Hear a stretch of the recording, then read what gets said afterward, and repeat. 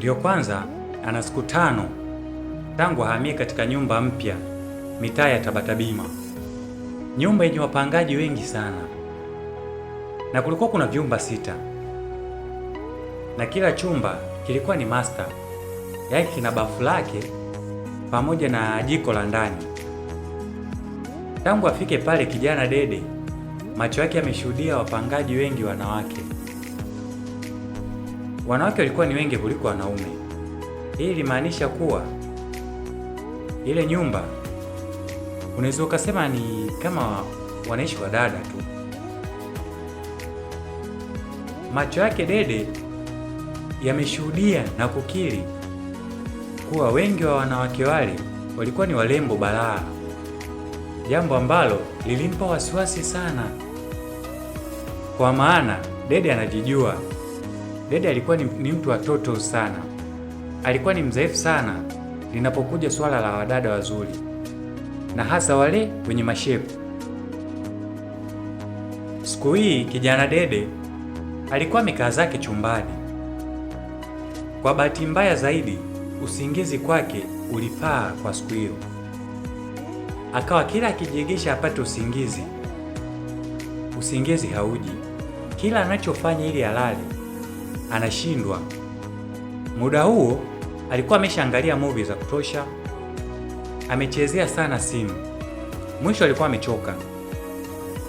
Ilikuwa ni weekend, kwa hiyo akaelewa tu kuwa sababu ya kukosa usingizi ni kwa sababu mchana alishinda nyumbani, na kibaya zaidi umeme nao ukakata. Basi Dede akatukana sana. Dede matusi alimtoka sana, hasa kwa wahusika wa TANESCO. Hawa mafala kweli kubabake. Sasa ndo nini? Wanakata umeme na joto lote hili, wanataka si tulaleje? Alilaumu sana Dede.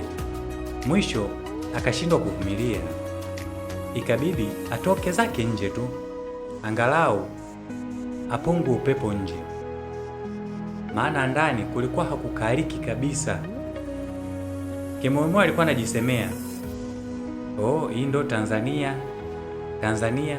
Hii sio Tanzania, ni Tanzagiza. Aliendelea kulaumu Dede huku anatoka nje na kisonya sana.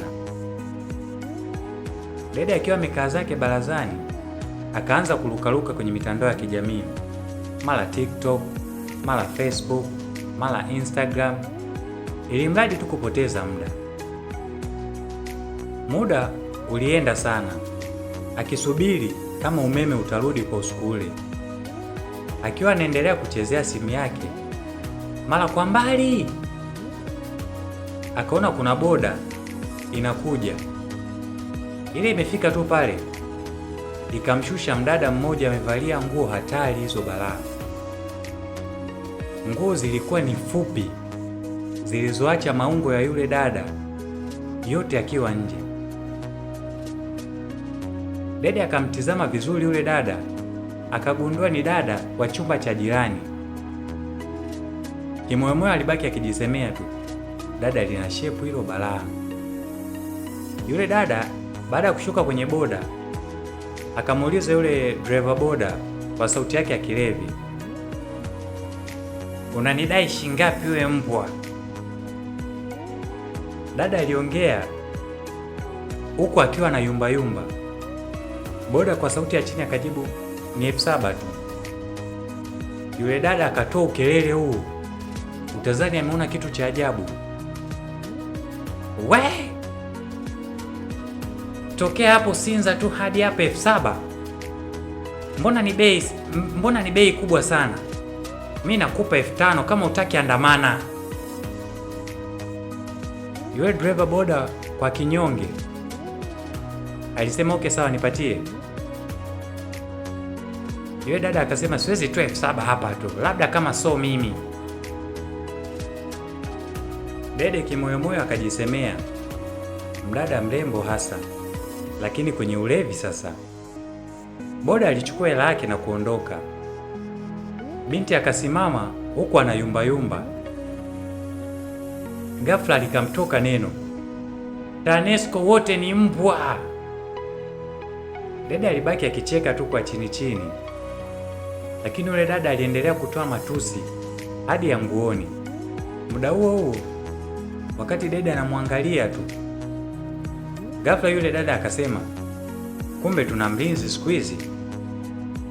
Aliongea yule mdada baada ya kumuona dede akiwa pale barazani. Kumbuka vyumba vyao vinafuatana kabla tujaendelea, kwanza simulizi hii inajulikana kwa jina la Kaka Jirani. Unaweza ukaipata kote kwenye mitandao ya kijamii Facebook, Instagram na TikTok. Kote tunatumia jina la Ape Simulizi. Pia unaweza ukatupata moja kwa moja kupitia namba zetu za WhatsApp ambao ni 0784060112. Kumbuka chumba cha dede na yule dada vinafuatana. Dede alibaki akitabasamu tu. Binti huko anayumba akampita, ila cha kushangaza zaidi akauacha mlango wake na kwenda kuingia moja kwa moja kwenye chumba cha dede.